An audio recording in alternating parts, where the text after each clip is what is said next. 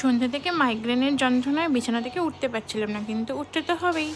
একটা ট্যাবলেট খেয়ে সন্ধ্যের টিফিন বানাতে চলে এলাম। আর আজকে সন্ধ্যের টিফিনে রয়েছে চাউমিন। ঘরে কোনো সবজি নেই, শুধু ডিম, আলু, পেঁয়াজ, লঙ্কা দিয়ে ভেজে নিলাম চাউমিন।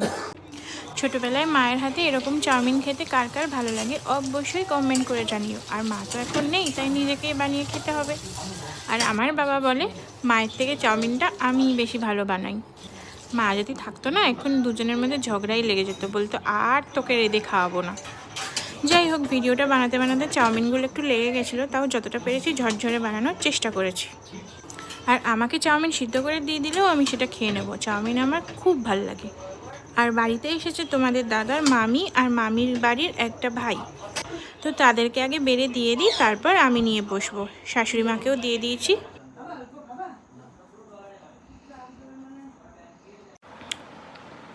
তো ওদেরকে ওই ঘরে খেতে দিয়ে এসছি।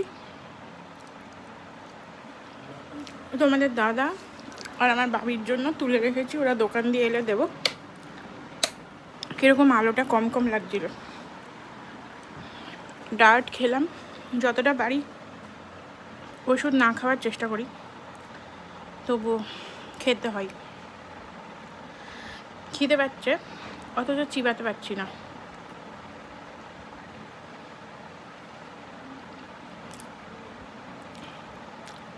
চামচে শর্ট পড়েছে। মা বাসন কোসন ধুতে বসলেই নোংরার সাথে চামচ ফেলে দেয়। এই করে করে যে কত চামচ হারিয়েছে বলে বোঝানোর বাইরে। তাই আমি হাত দিয়ে কাজ চালাচ্ছি।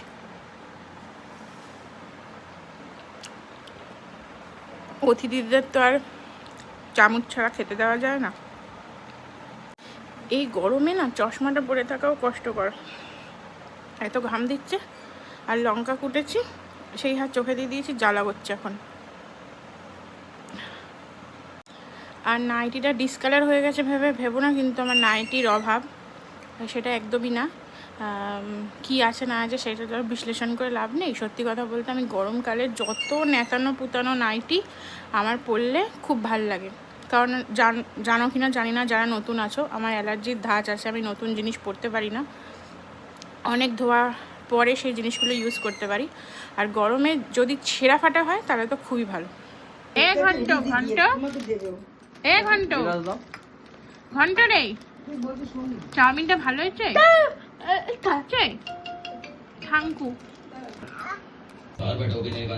ঘরে আসার পর খাবার দাবার দিয়ে ঘন্টা আর আমি একটু রাত্রিরে ফটোশ্যুট করে নিলাম। চলো টাটা, good night, see you soon.